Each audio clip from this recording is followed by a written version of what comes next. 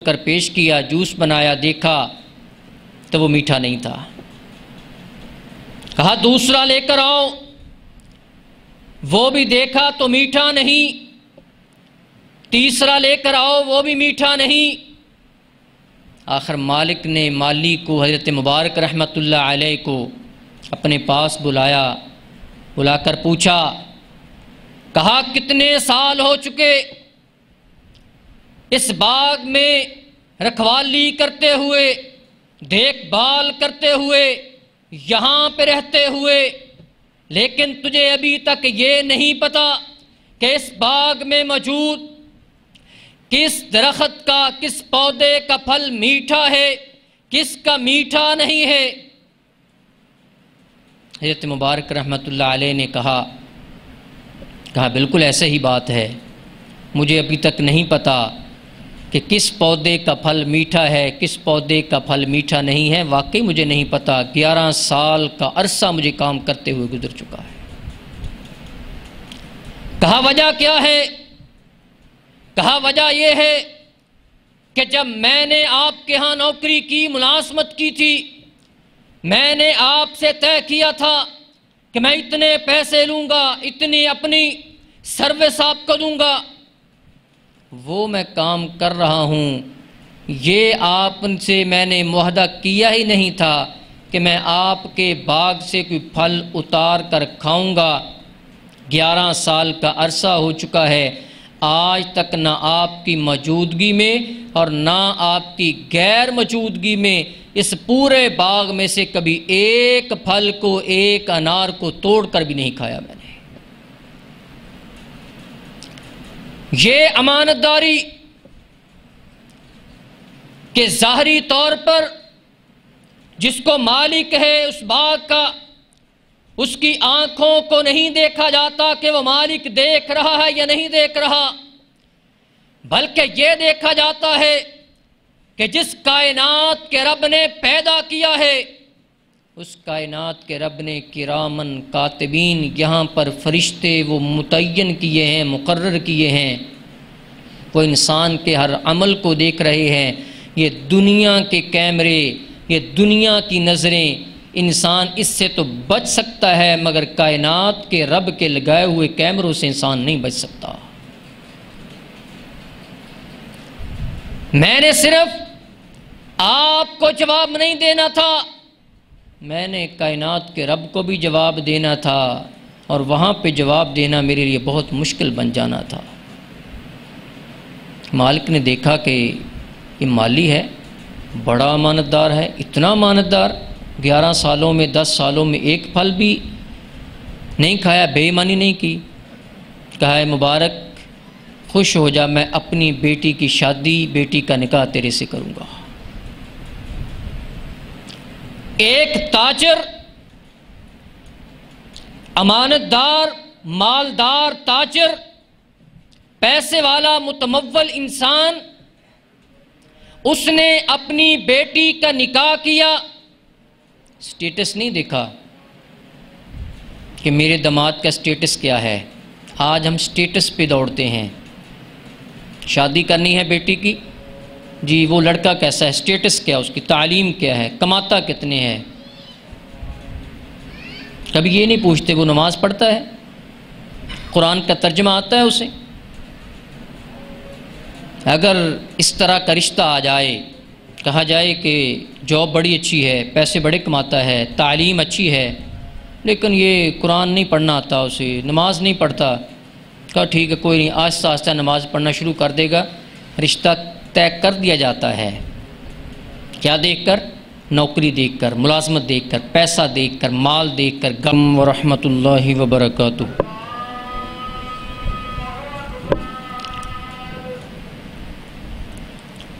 ان الحمد للہ نحمده ونستعینه ونستغفره ونعوذ باللہ من شرور انفسنا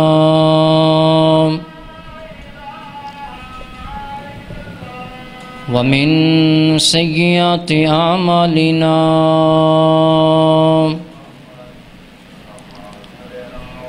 من يهده الله فلا مضل له ومن يضلل فلا هادي له وأشهد أن لا إله إلا الله وحده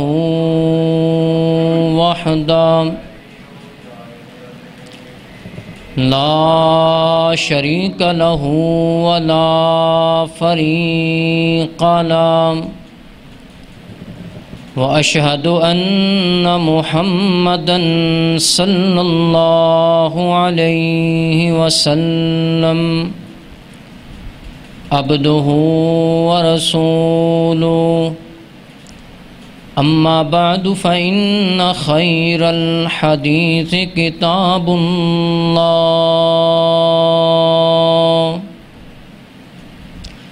وخير الهدي هدي محمد صلى الله عليه وسلم وشر الأمور محدثاتها وكل محدثة بدعة وكل بدعة ضلالة وكل ضلالة في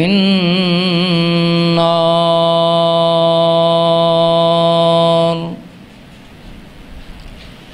أما بعد فأعوذ بالله من الشيطان الرجيم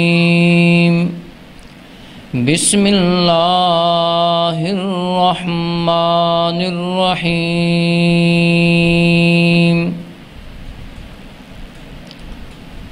يا بني إنها إن تك مثقال حبة من خردل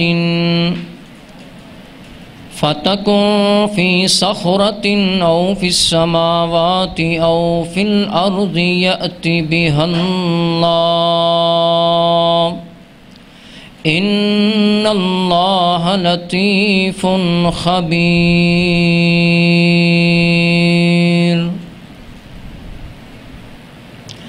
رب اشرح لي صدري ويسر لي أمري واحلل عقدة من لساني يفقه قولي رب زدني علما ورب زدنا علما وعملا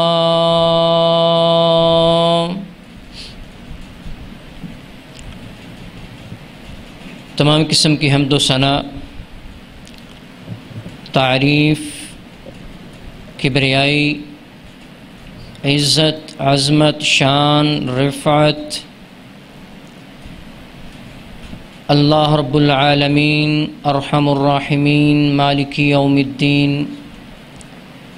احسن الخالقین خیر الرازقین کی ذات اقدس و اطہر کے لیے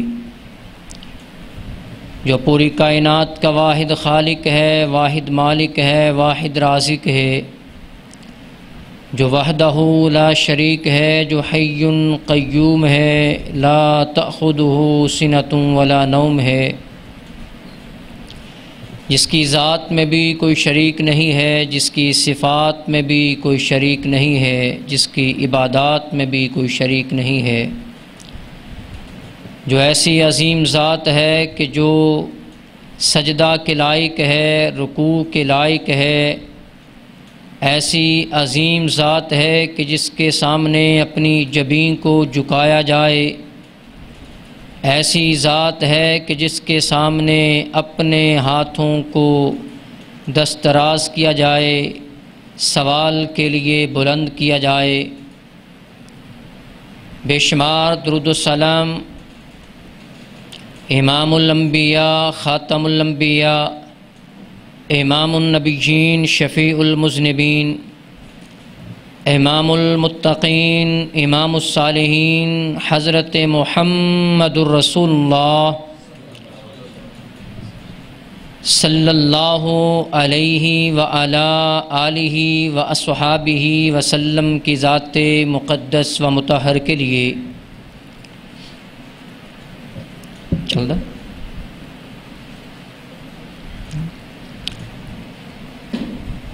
کروڑوں رحمتیں ہوں صحابہ کرام رضوان اللہ علیہم اجمعین، اہل بیت اعظام،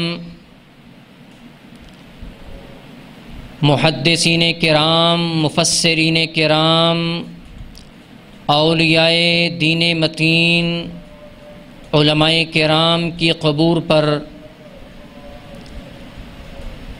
جنہوں نے دین اسلام کی صحیح، سچی اور سچی تعلیم کو صرف اپنے پسینوں کے ساتھ نہیں، اپنے جسموں کا، اپنی جانوں کا نذرانہ پیش کر کے دین اسلام کو فروغ دیا ہے۔ قابل صد احترام سامعین کرام، ذی وقار اصحاب و احباب،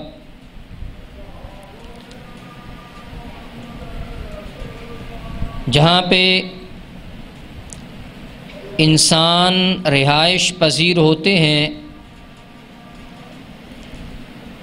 ان مقامات اور ان جگہوں کو ہماری زبان میں گھر کہا جاتا ہے۔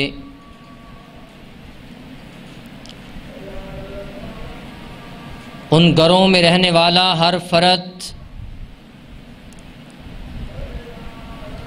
بڑی ہی اہمیت کا حامل ہوتا ہے، اور ہر گھر کے ہر فرد کی اپنی اپنی ذمہ داریاں ہوتی ہیں۔ سب سے بڑی ذمہ داری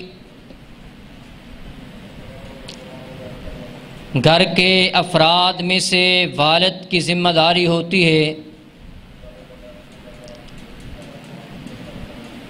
کہ ایک باپ، والد، وہ اپنی اولاد کی کیسی تربیت کرتا ہے، اپنی اولاد کو مستقبل کے لیے کیسے سنوارتا ہے، کاٹ چھانٹ کرتا ہے۔ جس طرح والد کی اہمیت بہت زیادہ ہے، جس طرح والد کی فضیلت بہت زیادہ ہے، اسی طرح والد کا کردار بھی بڑا اہم ہے۔ امام الانبیاء علیہ الصلاۃ والسلام فرماتے ہیں کہ باپ جنت کا دروازہ ہے۔ تو سوچنے کی بات ہے کہ جب باپ جنت کا دروازہ ہے تو وہ جنت کا دروازہ ہونے کا یہ اعزاز یقیناً دنیا میں اس کی گئی کاوشیں اور کوششیں اپنی اولاد کے لیے، اسی کی بنیاد پر اسے جنت کا دروازہ کہا گیا، کیونکہ ہر باپ، ہر والد وہ جنت کا دروازہ نہیں بن سکتا۔ وہی والد، وہی باپ جنت کا دروازہ بن سکتا ہے، اعزاز اپنے نام کر سکتا ہے کہ جو اپنی اولاد کی تربیت ان اصولوں کے مطابق کرتا ہے جو اصول رب کائنات نے آسمان سے اتارے ہیں،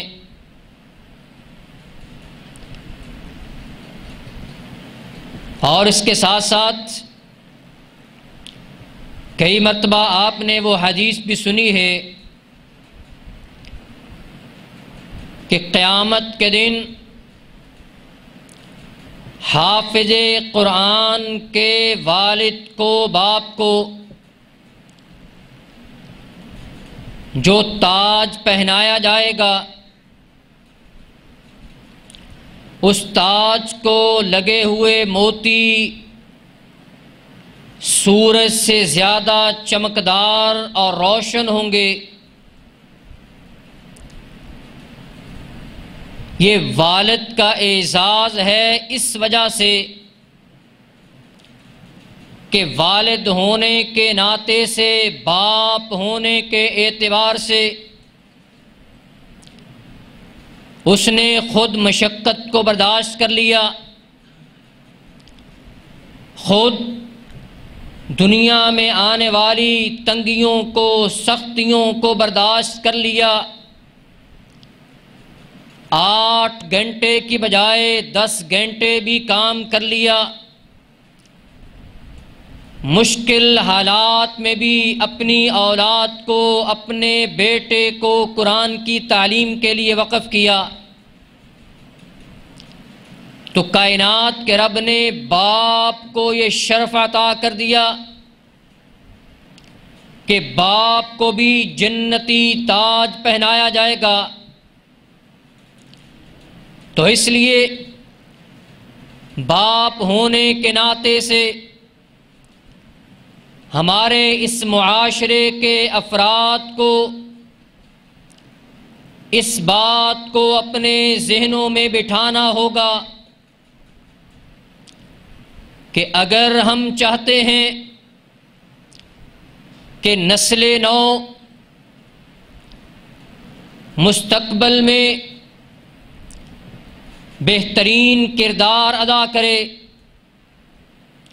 تو والد اپنے آپ کو صرف یہ نہ سمجھے کہ میں تو کمانے والا ہوں،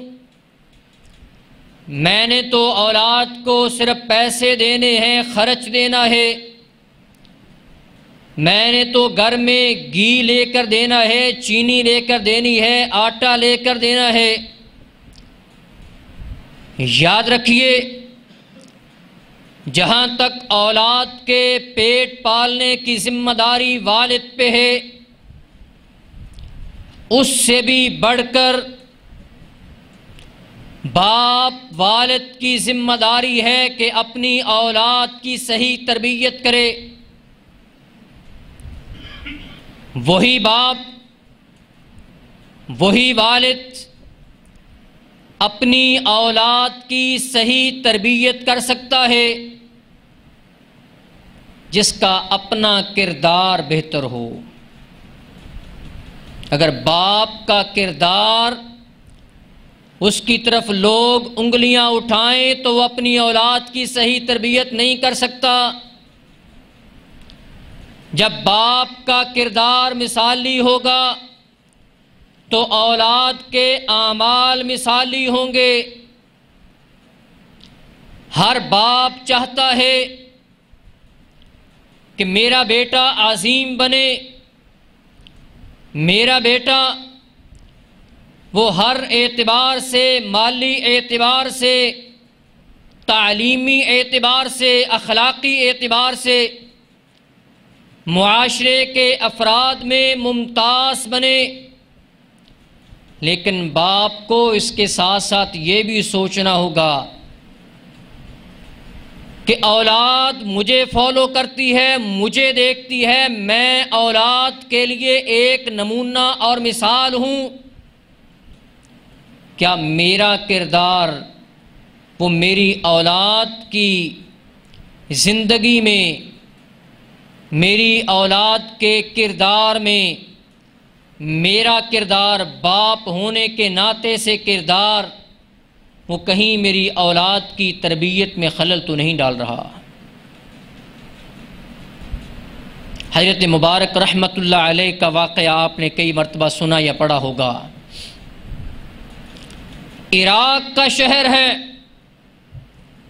یہ حضرت مبارک رحمت اللہ علیہ ایک باغ میں واچ مین مالی باغباں کے طور پر اپنی ڈیوٹی سر انجام دیتے ہیں۔ ایک دن مالک آتا ہے، اس باغ کا مالک وہ آیا اور آ کر کہا مالک سے، مبارک سے رحمت اللہ علیہ سے کہ جاؤ جا کر کوئی میٹھا انار لے کر آؤ۔ اتنے پودے ہیں، جس پودے کا پھل انار میٹھا ہوتا ہے آپ نے وہ توڑ کر لانا ہے۔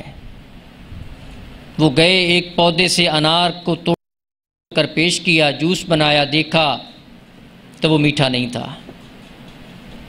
کہا دوسرا لے کر آؤ، وہ بھی دیکھا تو میٹھا نہیں۔ تیسرا لے کر آؤ، وہ بھی میٹھا نہیں۔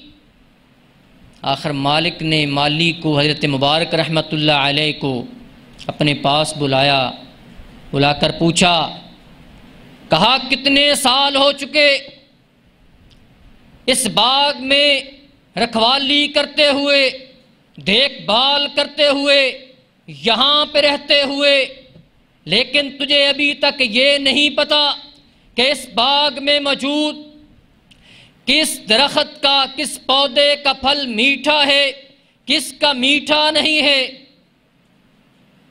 حضرت مبارک رحمت اللہ علیہ نے کہا بالکل ایسے ہی بات ہے، مجھے ابھی تک نہیں پتا کہ کس پودے کا پھل میٹھا ہے، کس پودے کا پھل میٹھا نہیں ہے، واقعی مجھے نہیں پتا۔ 11 سال کا عرصہ مجھے کام کرتے ہوئے گزر چکا ہے۔ کہا وجہ کیا ہے؟ کہا وجہ یہ ہے کہ جب میں نے آپ کے ہاں نوکری کی، ملازمت کی تھی، میں نے آپ سے طے کیا تھا کہ میں اتنے پیسے لوں گا، اتنی اپنی سروس آپ کو دوں گا، وہ میں کام کر رہا ہوں۔ یہ آپ سے میں نے معاہدہ کیا ہی نہیں تھا کہ میں آپ کے باغ سے کوئی پھل اتار کر کھاؤں گا۔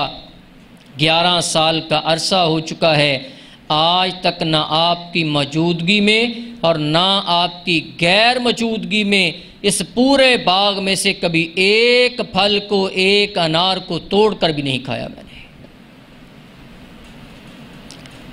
یہ امانت داری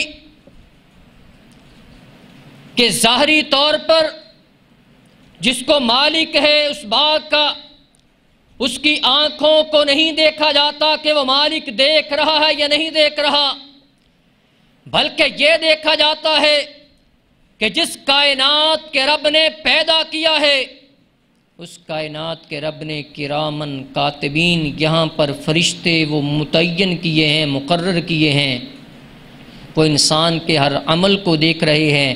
یہ دنیا کے کیمرے، یہ دنیا کی نظریں، انسان اس سے تو بچ سکتا ہے مگر کائنات کے رب کے لگائے ہوئے کیمروں سے انسان نہیں بچ سکتا۔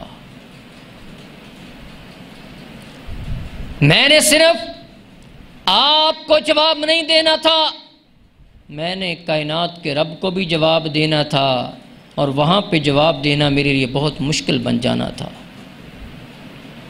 مالک نے دیکھا کہ یہ مالی ہے، بڑا امانت دار ہے، اتنا امانت دار، 11 سالوں میں 10 سالوں میں ایک پھل بھی نہیں کھایا، بے ایمانی نہیں کی۔ کہا ہے مبارک خوش ہو جا، میں اپنی بیٹی کی شادی، بیٹی کا نکاح تیرے سے کروں گا۔ ایک تاجر، امانت دار، مالدار تاجر، پیسے والا متمول انسان، اس نے اپنی بیٹی کا نکاح کیا، سٹیٹس نہیں دیکھا کہ میرے داماد کا سٹیٹس کیا ہے۔ آج ہم سٹیٹس پہ دوڑتے ہیں، شادی کرنی ہے بیٹی کی، جی وہ لڑکا کیسا ہے، سٹیٹس کیا، اس کی تعلیم کیا ہے، کماتا کتنے ہے۔ کبھی یہ نہیں پوچھتے وہ نماز پڑھتا ہے، قرآن کا ترجمہ آتا ہے اسے۔ اگر اس طرح کا رشتہ آ جائے، کہا جائے کہ جاب بڑی اچھی ہے، پیسے بڑے کماتا ہے، تعلیم اچھی ہے، لیکن یہ قرآن نہیں پڑھنا آتا اسے، نماز نہیں پڑھتا، کہا ٹھیک ہے کوئی نہیں، آہستہ آہستہ نماز پڑھنا شروع کر دے گا۔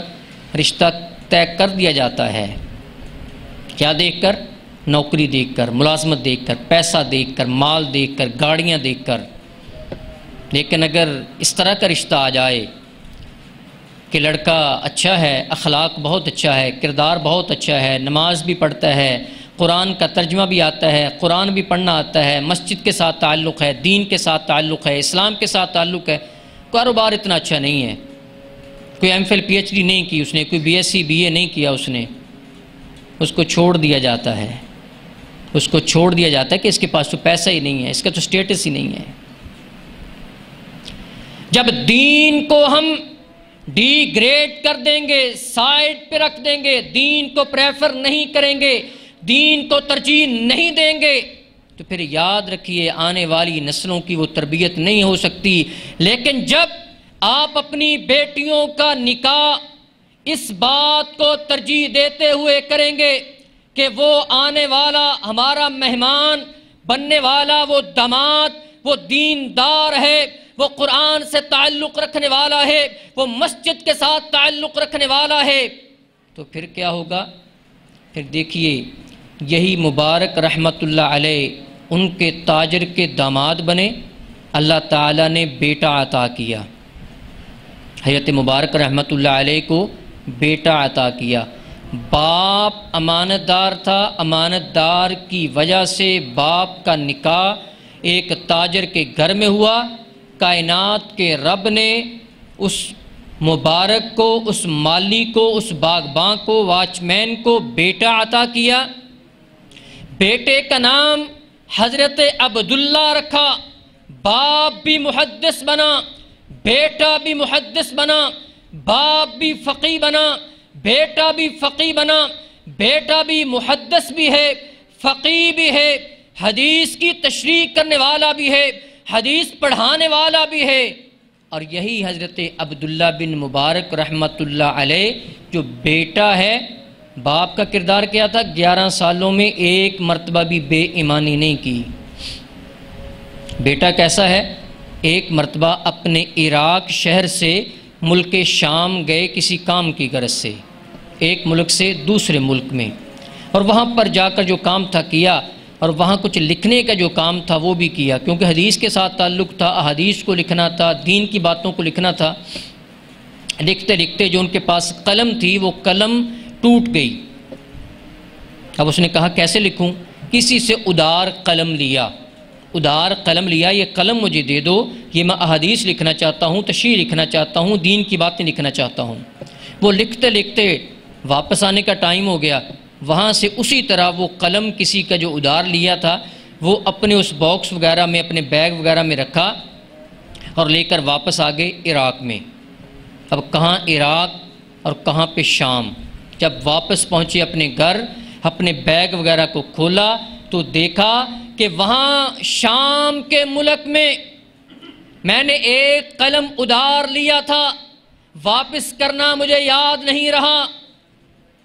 کہیں ایسا نہ ہو کہ قیامت کے دن کائنات کا رب پوچھ لے کہ تو نے وہ چیز لی تھی تو نے واپس نہیں کی، اور صرف اسی چیز کی بنیاد پر کہیں میں جنت سے محروم نہ ہو جاؤں۔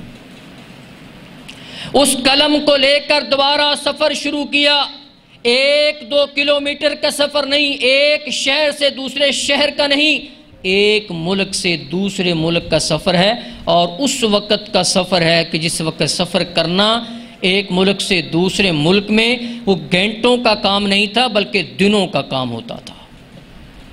وہ قلم جو ادار لیا تھا واپس کرنے عراق سے ملک شام میں جا رہے ہیں، اور راستے میں دعا کر رہے ہیں اے اللہ مجھے اس وقت تک موت نہ آئے جب تک کہ میں یہ قلم واپس نہ کر دوں،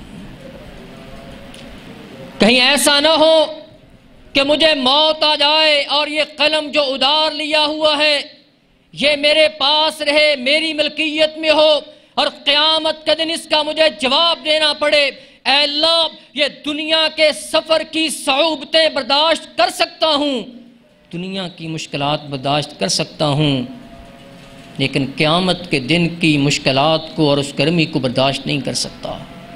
راستے میں دعائیں کرتے جا رہے ہیں، اے اللہ اس وقت تک موت نہ آنا جب تک کہ یہ قلم اس کو واپس نہ کر دوں۔ پہنچے وہاں پہ قلم واپس کر کے آئی۔ جب باپ امانت دار ہو تو بیٹا امانت دار بنتا ہے، لیکن اگر باپ کا کردار ہی مشکوک ہو، باپ خود نشہ کرنے والا ہو، بیٹے کو کہے بیٹا نشہ نہ کیا کر، کیسے اثر ہوگا؟ باپ گھر میں نماز نہیں پڑھتا، بیٹے کو کہتا ہے بیٹا جاؤ مسجد میں نماز پڑھ لو، کتنے دن بات مانے گا؟ 2 دن پڑھ لے گا، چلیں باپ ہے، باپ روٹی دیتا ہے، کھانا دیتا ہے، پیسے دیتا ہے، 2 دن بات مان لے گا، 4 دن بات مان لے گا، اس کے بعد پھر کہے گا ابو اگر تیرا نماز کے بغیر گزارا ہے تو میرا بھی نماز کے بغیر گزارا ہو سکتا ہے۔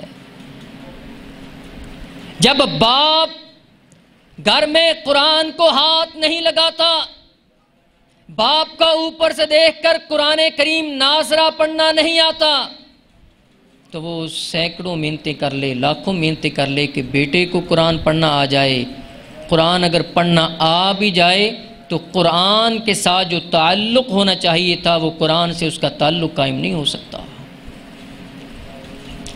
اس لیے اولاد کی تربیت میں باپ کا کردار انتہائی اہم ہے۔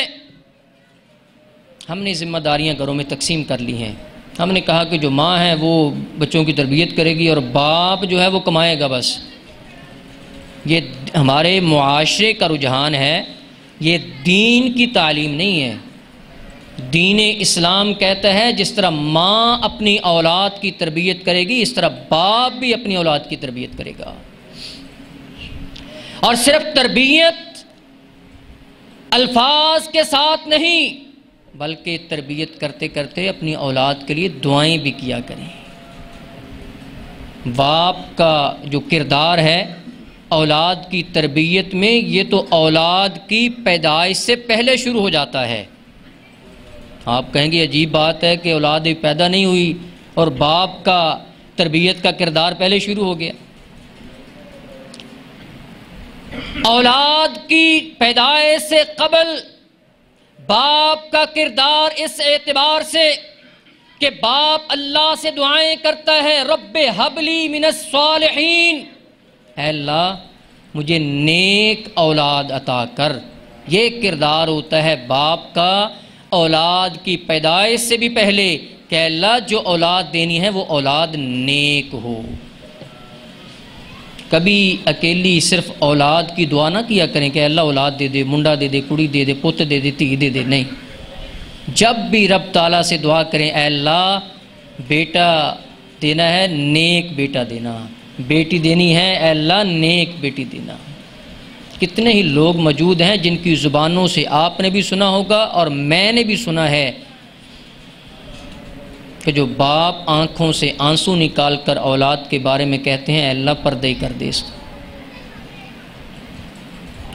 اولاد سے اتنے دکھی والدین باپ اور ماں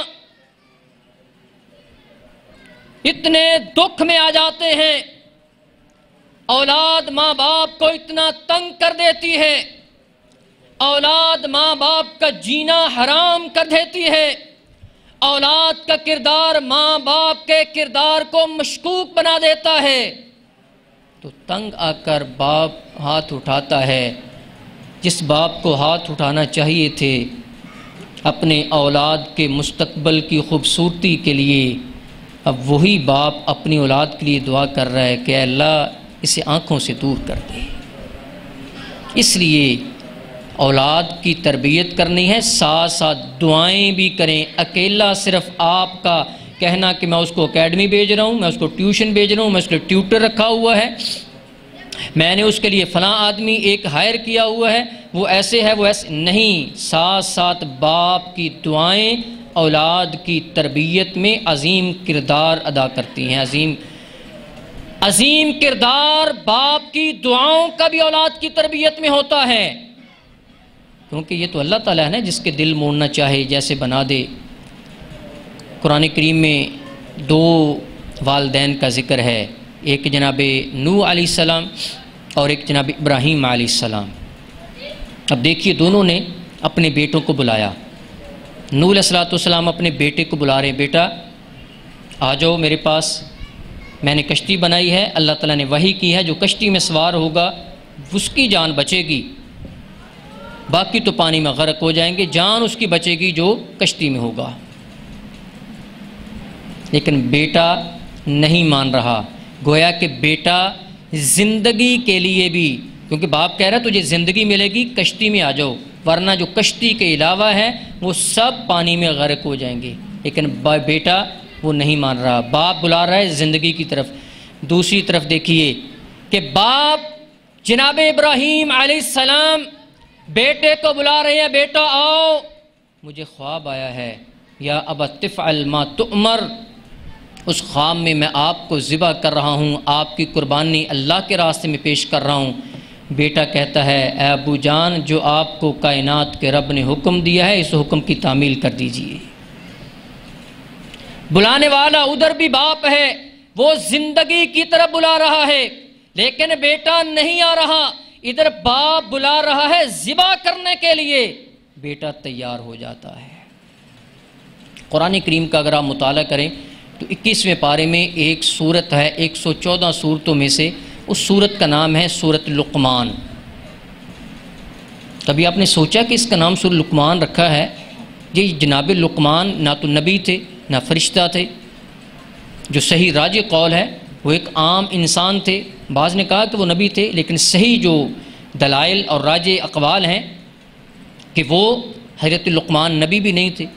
114 سورتوں میں سے ایک سورت کا نام جناب لقمان کے نام پہ رکھ دیا، اور پھر اللہ تعالیٰ نے اس سورت میں حضرت لقمان کی زندگی کو، جو انہوں نے باپ ہونے کے اعتبار سے اپنے بیٹوں کو نصیحتیں کی ہیں، اپنے بیٹے کو جو نصیحت کی ہے وہ نمونے کے طور پر، اگزامپل کے طور پر، مثال کے طور پر قرآن کریم میں محفوظ کر دیا کہ قیامت تک جو بھی باپ اپنی اولاد کی تربیت کرنا چاہے وہ جناب لقمان کی اس تربیت کو دیکھے، کس طرح لقمان نے اپنے بیٹے کو نصیحتیں کی تھی۔